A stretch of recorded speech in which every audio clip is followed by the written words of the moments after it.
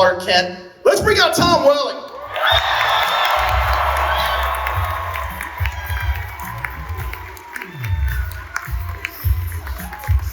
Tom Welling! This is amazing, right? How you doing, Tom? Yes, he is the Superman that is on time. Yeah, just sit here, we're gonna do this, and then... We didn't want to just wait for these other slackers. We wanted to get the party started, right? All right. Tom, first of all, thank you so much for joining us. You are Superman to a whole generation of fans without even having to put on the suit, which is incredible.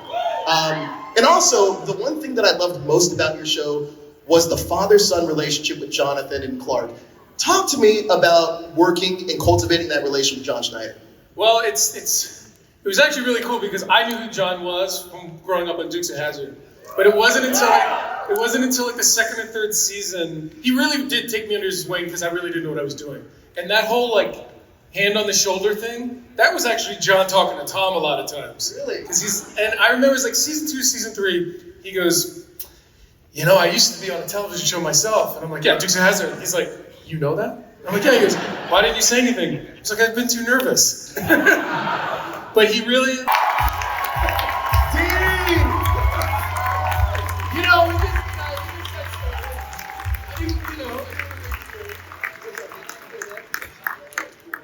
Wow, we were just talking about you. The new... Oh, Brandon Routh! Tim Daly! Tyler Hoechlin and George Newbern! Here we go, the Supermen in the house. We have a full panel now. Now it's less time for you guys. You know? I can't believe all these people came to see Tom They Welling. really do cast the Superman. Like, I'm 6 foot even, I feel like, and I'm the shortest person on this stage. Yeah, I'm not. You're definitely. You're definitely. All right, we have the full Superman here. How you guys doing, gentlemen?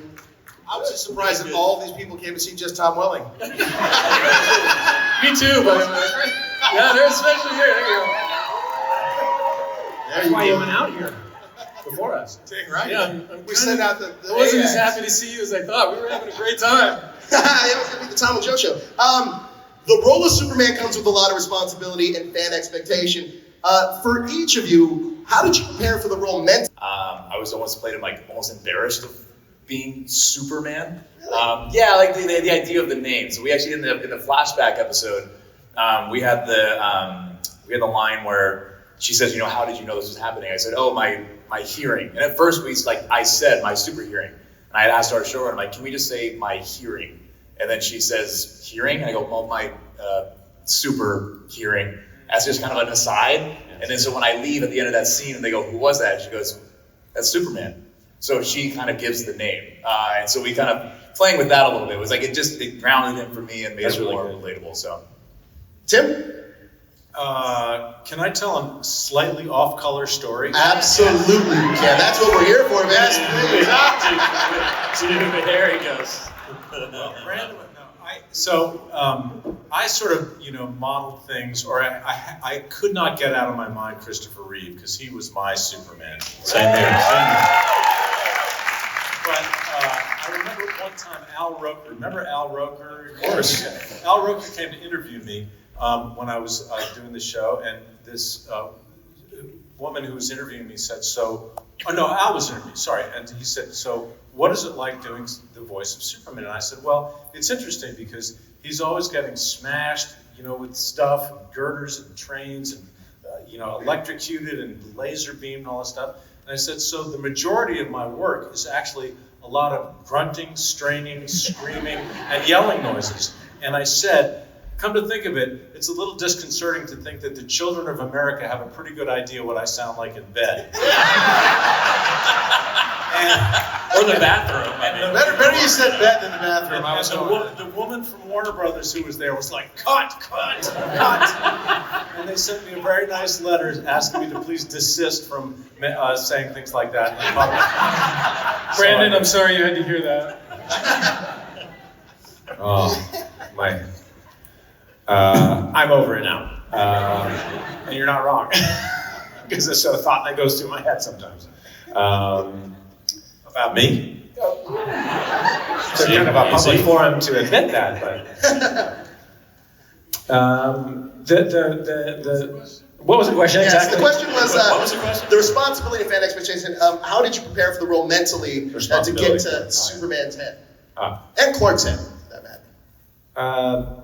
There's no short answer to that, but I trusted in that I was given the job and the opportunity, and the way it came to me was very much I kind of saw what was happening and felt like I was making it happen at the time, and maybe in some way it was, and so I was continually like preparing myself for it through the 7-8 month process of getting cast, and Chris always was who I modeled the character after before it was the script that it was, back when it was another version of the script, and the same core and the same heart. So I felt that, I guess, strongly enough, and I trusted in whatever that was that I couldn't put to words, the energy that Chris, that I received from him in the role, and went with that as best I could. And then just tried to, learn about the world as a 25-year-old. How about you, Dean? You were 25? Yeah. I was 26. Right? Yeah. I was terrifying. It was terrifying for me because Christopher Reeve, as Tim mentioned, and Brandon, it was my Superman 100%. I grew up with him and watching him fly. When I heard they were going to do a television version of it, I was terrified. Like, this is going to suck, right? They won't be able to do anything. We won't have the effects. This is going to be awful. This is before all of these other superhero shows had been on, so it'd been a long time since there'd been something like that on television, and the last one was George Reeves' version, and I didn't want to make that one as much at that current day, but I liked his Clark Kent. So fortunately for my version, the version that we had, Deborah Joy Levine created a great situation where it was about Lois and Clark and a different thing, and I was able to just sort of hide myself in that script, because it's way too much to think you're going to be playing Superman. I mean, I got the job, and then I went skiing like 2 days later with my buddy. We had a trip planned. We're going up the lift, it's quiet, the snow's falling. And he just looks at me and goes, dude, for the rest of your life, someone's going to call you Superman. What does that feel like? And I was like, I don't know. I have no idea. And you can never know until you're thrown into the fire. And obviously all of us have experienced that, but it's pretty amazing. And it's something when people are like, does it bother you when people call you Superman? I'm like, are you kidding? I've been called a lot worse, and I'll take that in a heartbeat. So honored to be up here with these guys, and honored to be able to play the character. Yeah, it's a dream come true for me, believe me. You guys are shaped by Tom, how about... And I didn't know what I was doing, so it was kind of great. Yeah. And it was probably episode 5. They wrote something where Clark puts a suit on, and it was a business affairs call of like, we're not doing it.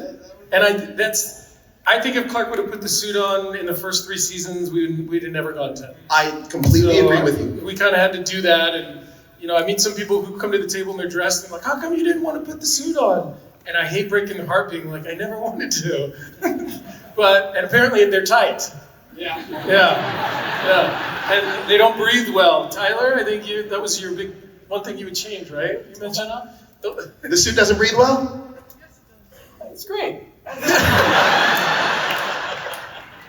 We did one of these a couple weeks ago, and they said, what's the one thing you would change about your character? And you're like, the fit of the suit? Yeah, probably. Yeah, that's all I was referring to. Sorry. It's easier to fight in sweats. That's all I'm saying. It's just I can imagine. Dean, You don't feel as powerful. Dean, the New Adventures of Lois and Clark really heavily focused on the relationship with Clark and Lois. Can you talk about your version of Clark and how you wanted to make him stand out compared to previous iterations of the character?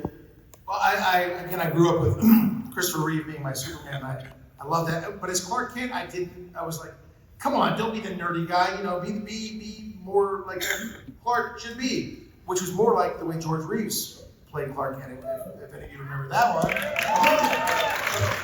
I liked it. He was cool. He was doing his thing. And Clark really was the character for Lois and Clark too. And Superman was a disguise that he put on that his mom made for him. You better believe it. Which was so cool. It was so much fun to do. And I also love the fact that he had his father with him. That was a big part of our show that didn't exist in a lot of Superman lore. And it was great to have the parents teaching him and having him go through that process. What was the question? You pretty much answered it. We're good. Answered it? You did. You absolutely did. 6 out of 10? 6 out of 10.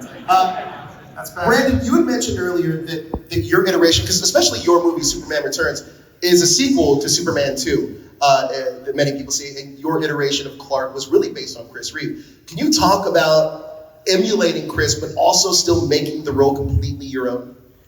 Yeah, absolutely. I was tasked with transitioning the character from Chris playing the character to me in a similar, pretty much the same story, but I'm a different face, so it's a different guy, but continuing the same vibe and the fact that. Although you do look pretty similar, I'm just gonna say. Well, also we look throw it out there.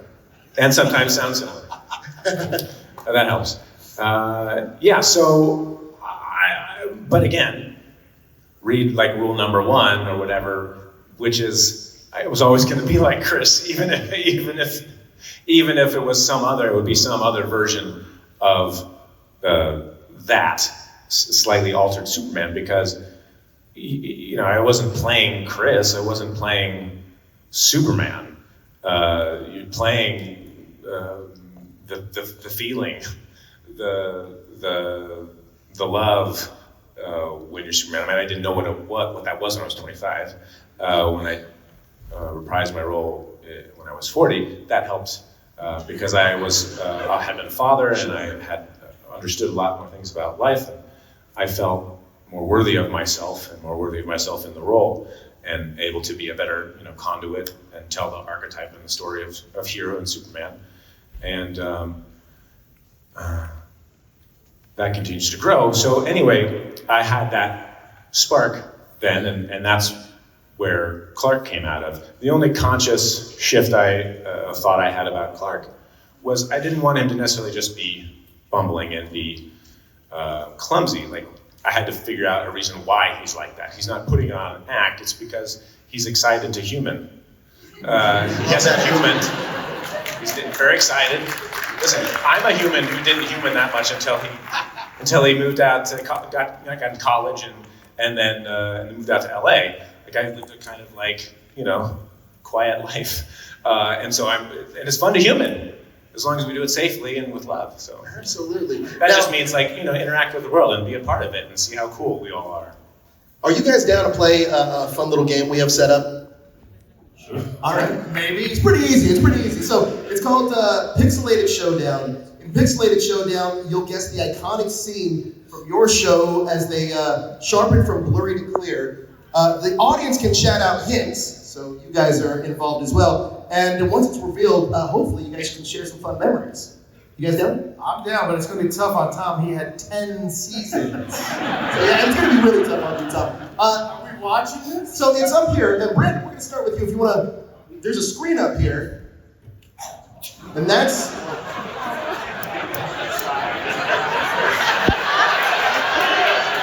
You have a fun story about it? Because this was a promo photo, right, that you did?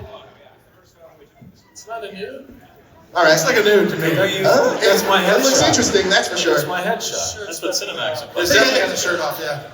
Can we get that a little bit more clear? It's the same. Oh. Yeah. And we get it clear? Brandon knew what it was. So was this the first time you put the suit on for like a promo? No. First time it was in public. Oh. And I had this big, blue cape, cloth thing that I'd have to wear around Like Fox Studios Australia. There he is. No, I think it's a little harder if I have to guess which scene it is. So let's go to our second one. I have to say, I really love definitely. The second one? We have the second? Okay. Well, that's me. Oh, this. I'll tell you that right now. I can see the Asian eyes. Look at that. There they are. That was a promo photo early on. Do you have any fun stories about this promo photo and wearing this suit in particular? Well, I was terrified to put the suit on because they brought me this one piece of Lycra, and they said, put it on. and I had a little space, go to the bathroom, and I was like, this doesn't feel super. Yeah, it's bad. Yeah. And then we got Brandon started his card key around. If anybody wants to go to his Brandon's room later.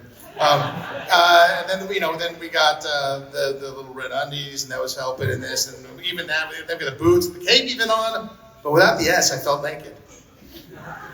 I got the S, so that was it. So it worked out. But yeah, it was an odd thing. We changed the cape year to year, but by year 2.5, we had that down. Was your cape heavy?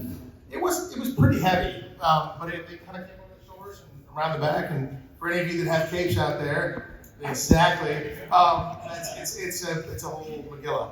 So it's another character. It is another character. And then Terry Hatcher had to go be naked with the cape on and sell all those photos. Sold more than I did. So I tried it, and it didn't sell as many. Let's go to our next one. This is gonna be hard, right? It's 1 out of 2. Let's get it a little clear.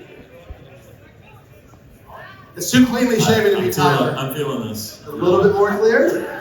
There it is. There it is. There it is, Tim. That's the sweet Superman. There it is. That's right. I remember being so excited. Batman the Animated Series was so good, and then when they had Superman, I flipped out. Can you talk about when you were first cast, the audition process for the role? When I was first cast, it was a total mistake. I mean, I was doing a TV show called Wings. And Arlene Sorkin was married to one of our executive producers, a guy named Chris Lloyd, who went on to create, Modern Family, and he's a great writer. Anyway, Nice mid-range jump shot. Arlene walked up to me one day and said, "Hey, would you be interested in auditioning for the voice of Superman?" And I said, "I don't know, sure." So I went to the studio and I met Arlene. I met Andrea Romano, and I tried to do some Superman voice, and she said, "No, calm down, Buster. Just do it regular." And I did it, and they said, "You're hired." And I was like, "What?" I had no idea what was in store, and to my shame, I didn't quite understand what an archetypal character Superman was and how meaningful he was to so many people. I thought that I was doing something fun for a bunch of kids on Saturday morning. I didn't really realize that Superman had become part of the collective consciousness almost. So it was a responsibility that I don't think take quite seriously enough at the time. But I had a great time, and my Superman outfit was like my jammies, because it was just my voice. I didn't have to shave. I didn't have to be all handsome like these guys. I could just go in. George and me would just show up. We have a face for radio, right? But you didn't wear the suit at home? I could have done it at home, but Andrea was so wonderful, and the most fun was when the whole cast was there. When I got to work with Kevin Conroy, Yay, Kevin!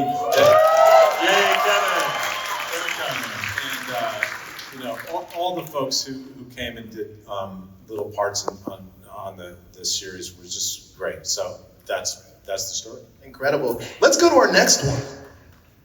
Let's see what we got. That's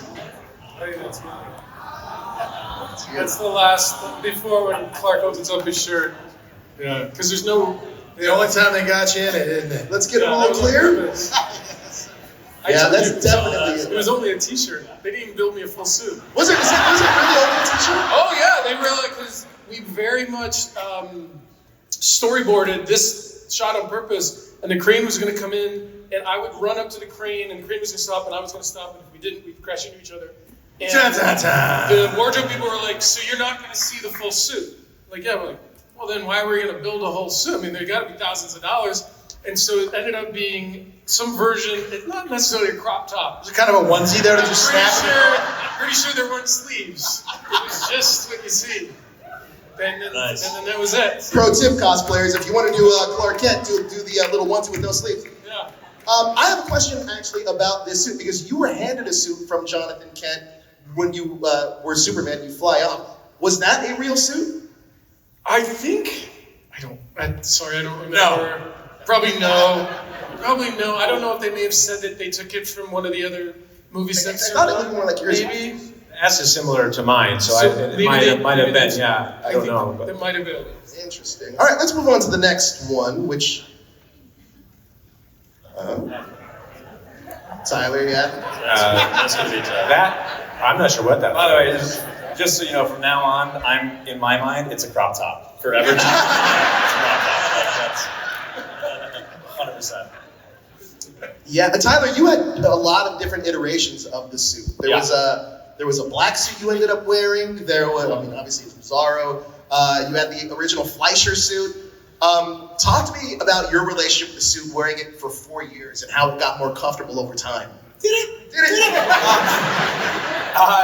Yeah, we did a lot of different versions of it. The Supergirl one that we had written initially had was really just built for me to be there as a guest star. It was really going to be 2 episodes, and that was really it. So when we decided we were going to do a standalone series, it was not built to withstand that. The cape was made of like actual, like real, like heavy leather. So it was 12 to 15 pounds just dry, and then anytime we would be wet, it was like 30 because it just hold all the water. So we got rid of that. That was a good first step. And then, yeah, they just wanted, each season they wanted to creatively do something to evolve the suit and give us something new to play with. So they took that as an opportunity design-wise for functionality and for style to just continue to change it up. Honestly, the Fleischer suit was my favorite one to wear just because it's from that comic, which is awesome. And I got to do it just like a couple times in the flashback scenes and everything. So that was my favorite one to wear. It was a little bit more nostalgic. You got to create that iconic Superman pose from like Superman #1, which is awesome. Yeah. Actually, Brandon, you kind of got to create it too with that Mustang in your film as well. It's not as cool of a suit, though. I have a quick question, Tyler. When you were on the show with the suit, were there like suit days where that was the day they were shooting everything in the suit, or would they have you go in and out of it throughout scenes? We would try to do that. We would try, but eventually we had to do things too, where like we'd be in it for a certain amount of time, and then we'd have to get out of it for a while, just because like stunt days and stuff. Doing like it looks great when it's on a mannequin, but like reaching across, like your left wrist is pulling on your right ankle. So it's just like going punches and stuff. It's like a full day of stunt. You're like, let's take a break, let's pause, let's have a little bit of water, and then go reset. So yeah. So I think we got one more. I think we know who it's going to be. I bet it's George. I don't know. I thought it was the last one. I couldn't talk. Yeah, it's definitely George. Looks just like him. It looks like a Lego. Standing by the Green Lantern. Mario Kart? Mario, yeah. George, I think that Justice League Unlimited is. Touchdown. I did all the body models, by the way. We just put his head on most of my body. Justice League Unlimited, I think even now is one of the best told Justice League stories and DC stories just told across the board. Were you able to record your lines with your fellow cast members? Yeah, that was incredible. We after Justice League and Justice League Unlimited, they brought in such incredible people, Mark Hamill and Rip Torn of all people. It's like just the list was sort of endless. John Rhys Davies. I wish I had the whole list in front of me, but every day we would go in there and go, I can't believe we get to do this. Ed Asner, yeah. Oh, yeah, incredible. Ed Asner, that's right. Yeah, it's incredible. It was incredible. So we have a few Can I tell one story about the Step back suit? What's that? About the Superman suits. I don't know if this is common knowledge, but I knew Chris Reeve a little bit. Oh, I dropped something. It's a name. Hold on, I got that. So did I. I worked at this. Sorry.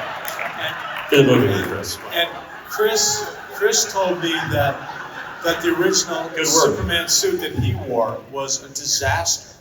Like that it like he could break out in these terrible rashes. It was really horrible for him, and they had to put salve on it or something like that. Anyway, I thought that was common knowledge, maybe, but that's what he told me. Speaking of Chris Reeve, Tom, I wanted to ask you, because you got the torch passed to you by Chris Reeve himself when he played Dr. Virgil Swan. Can you talk about, his work ethic on set, what you learned from him just as a performer, and just being in the presence of him on that show? Yeah, I mean, it was obviously considering the circumstances of his condition, we got there and the plan was to shoot 4 hours and get his side of 2 scenes and then he would leave, and then I would do my side with someone else. And we did the first scene, and then they said, okay, we're gonna go to the next scene. He goes, well, what about Tom?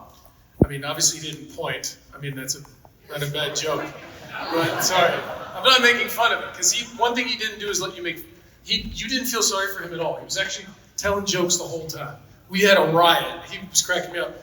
But he was like, no, I'm not leaving. And long story short, it got to a point about 8 hours into the day, and they had turned around filming my scenes with him. And his nurse with power of attorney was like, if you don't come with me in 15 minutes, I'm calling the police. Because she could. Like, he had to leave, and he looked at me and he goes, they're always telling me what to do. And then we just had a really great banter. I had a lot of fun with him, and it was so cool that the scene was this brilliant scientist who knew more than Clark and was downloading Clark this information, and here I was with this brilliant man being downloaded with so much information. But yeah, I walked away from it wanting to be a better person, that's for sure. That's absolutely incredible. Yeah. I love that story. I gotta ask, because I'm on stage and I'm never gonna get this opportunity, Superman, trunks or no trunks? What says you? My 6-year-old just asked me that the other day, why is his underwear outside of his pants? And I didn't know what to say. I'm going trunks for sure. Trunks for sure. Trunks. A little modesty is important. Because it looks better. Thong. To go along with those Superman noises you were making, huh, Tim? And his jammies. That's all he had. Tyler, how about you?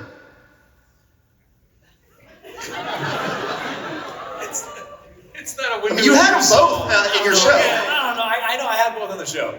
The Fleischer suit was my favorite suit, I will say, but I did enjoy the no trunks. I enjoyed the on a daily basis, for for a special occasion, trunks. Regular basis, no trunks.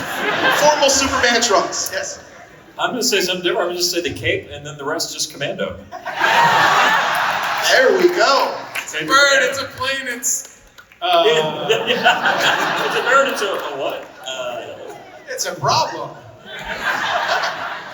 Listen, gentlemen, it's been a pleasure being up here with you. Like I said, as a kid, Tyler, I've mentioned this on our panel before, but yeah, the way my parents used to make me go to church is if I was allowed to wear a Superman suit underneath my church clothes. And then, I got into Screen Rant because Clark Kent was a journalist, and I wanted to be a journalist. And now as a dad, Tyler, especially now, I so much identify so much more with Clark just being a father and trying to strive to what you guys each brought to the role. So thank you from the bottom of my heart, because this is a once-in-a-lifetime for me. This is incredible. Thank you. You guys down to thank all of you. Thank all of you for coming out here. Thanks, guys. Thank you. Claire, let's pick up some shirts that we can throw out. Throw out shirts. Yeah, we have shirts you guys can throw out.